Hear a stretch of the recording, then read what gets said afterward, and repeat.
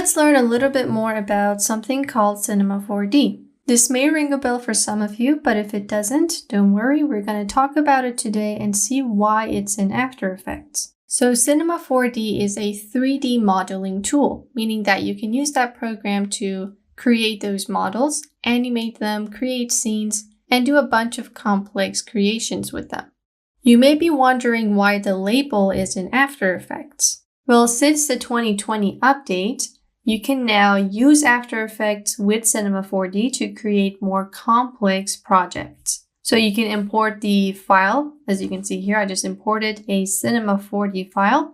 I can bring it into my timeline, edit the actual file inside of Cinema 4D through After Effects, and then export it with a bunch of other things that I can use. So this is pretty helpful for most people that use 3D modeling in their creations. And in this lesson, we're going to see how it works and what the overall work process would look like.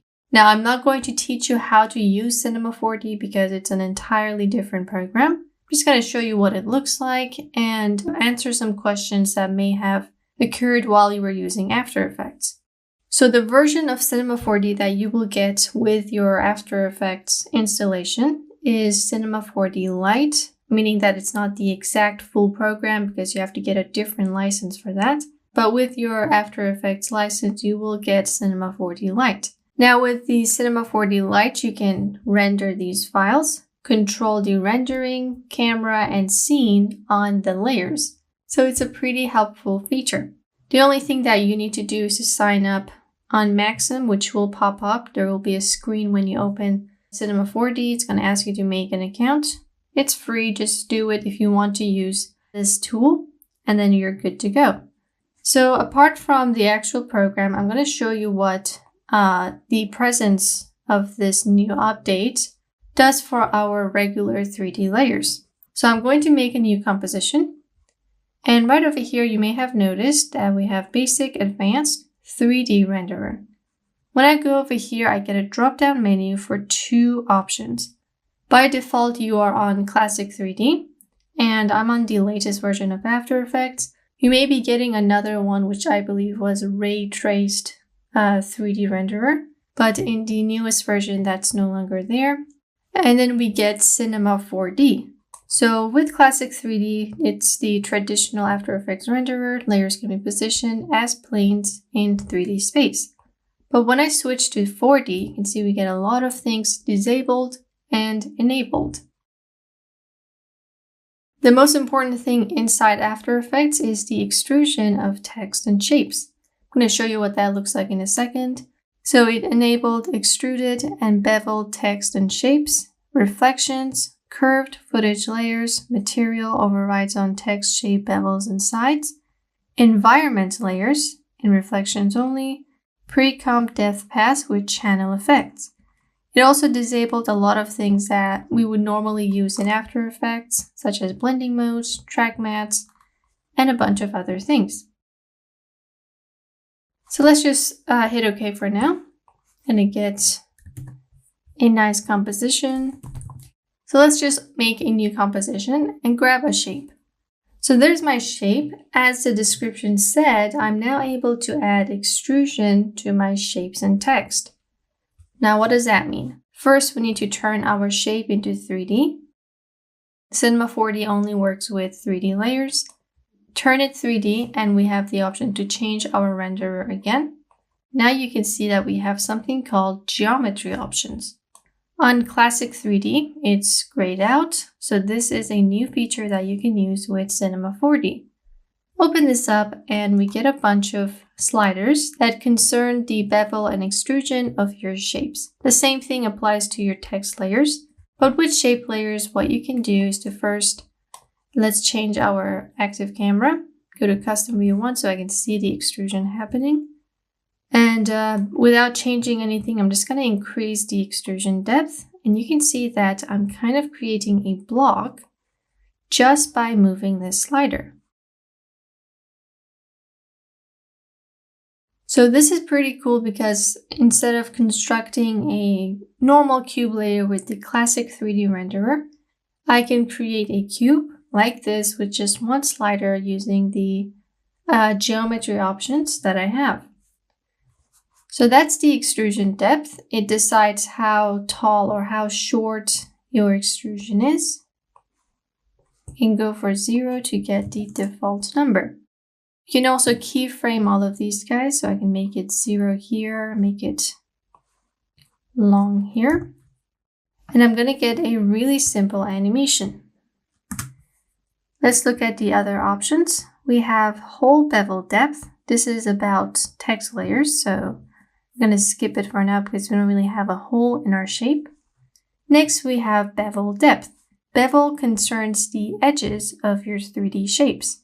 Right now it's set to none, but by increasing it, I'm going to kind of bring in my edges, and that helps with the 3D effect. Right now we're not really seeing anything because there's no depth in our composition at all. So to fix that, I'm going to bring in a simple light layer. This will help us see exactly what the bevel looks like. So there's my light layer. I'm going to zoom in here. This is the edge of our 3D shape. So without choosing a style, nothing's going to change. We're still getting that sharp edge on our shape. But when I go into, let me turn this to 0. I'm going to choose angular for now. These are different. I'll tell you what they are in a minute. But let's go with the first one and increase the bevel depth. So notice how we're getting this interesting edge. And when I zoom out, it's looking pretty clean. So this right now is on all of your shape sides. You can see we have it here too. And it's basically giving us the realistic 3D look that we will be looking for when we are using the geometry options. So this is angular, this style. It basically bevels it at an angle, just goes up like that. Next we have concave. Kind of shades it in. I'm going to click away. It's a little different because it has a dent here. I'm sure you can see the shadow. This is what it looked like before. This is the concave style. There's a little dent. We can of course increase or decrease it. The maximum number is 10. And the third style is convex. This is the most natural looking one in my opinion. It's a pretty soft bevel style. We will use this quite more compared to the other two, but depending on what you're making, you can choose the bevel style. So this style, instead of making a sharp edge, it's kind of curving in this side into this side. Take a look at the angular. You can see it's pretty sharp, but convex is pretty smooth and natural. And like we said, we can create keyframes for any of these. So this is one of the easiest things that we get from Cinema 4D. Now let's see what the geometry options look like in the text layers. I'm going to delete this. Keep my light layer, grab my text tool and type in something. Now just open up your text layers. Like you would with the shape layer, we have the same options. But over here we can use the second slider, which concerns the whole of the text. I'm going to increase my extrusion depth to 91. And now let's go in here, focus on the O. I'm going to give it a style, go in my favorite, add some depth. And now with the whole bevel style, you can see this is what it looks like at 100. But when I lower this, I'm not putting the bevel style onto the area inside the O. You can just use the second slider to work with how the area inside looks. It does not concern the area on the outside. So this is just meant for shapes like this. It could also work with shape layers. Let's say you grabbed a rectangle, removed the fill, and only have a stroke. So naturally there will be an area inside the shape that has nothing in it. I'm gonna make it 3D, do this. So because of this, the area inside the letter, I can use the bevel slider, the whole bevel slider. I'm gonna add a little bit of bevel style first. So 0%, 100%. So that's for geometry options. It's not that complicated. In the further lessons, we're going to use these options to create some really nice 3D elements. Below the geometry options, we have something called material options, which concerns 3D layers alone. So if I make this 2D, we're not going to get that option. So the first thing is cast shadows. This concerns whether or not this shape will create shadows on your composition. By default, it's turned off, but you can just turn it on here and you're going to get a shadow. I will make a different lesson concerning material options. Let's close that and see what the actual Cinema 4D looks like when we use it through After Effects. I'm going to delete these guys and bring in my Cinema 4D file. This is in your resource pack. Just import it into your project. You can double click it here and import it. And this is just so we can enter Cinema 4D. We're not really gonna do anything with this shape. This will be a 2D layer in After Effects. And if I want to edit it, maybe change the color of the tree, I would have to enter Cinema 4D. So select your layer, go to Edit, Edit Original, or Command E, Control E on Windows. When we do this, it's going to open up Cinema 4D. If it's your first time, it's going to ask you to make an account. It's free, pretty simple to do, so just do that. And then you're going to get this entirely different window that most of you may not be familiar with.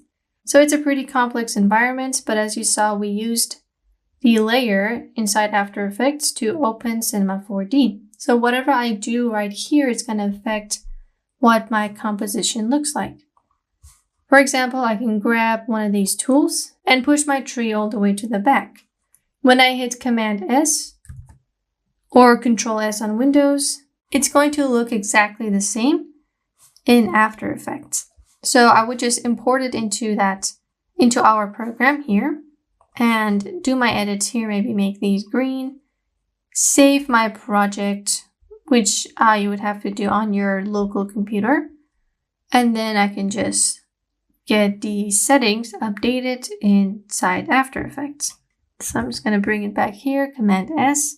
Let's say I'm happy with the way my tree looks. I can just pair my 3D layer, my Cinema 4D layer, with something inside After Effects. Let's say solid. I can make a regular text layer. And like we said, you're able to use both Cinema 4D and After Effects to create more complex animations. Now inside the effects controls for our Cinema 4D file, we do have some options, such as working with the render settings.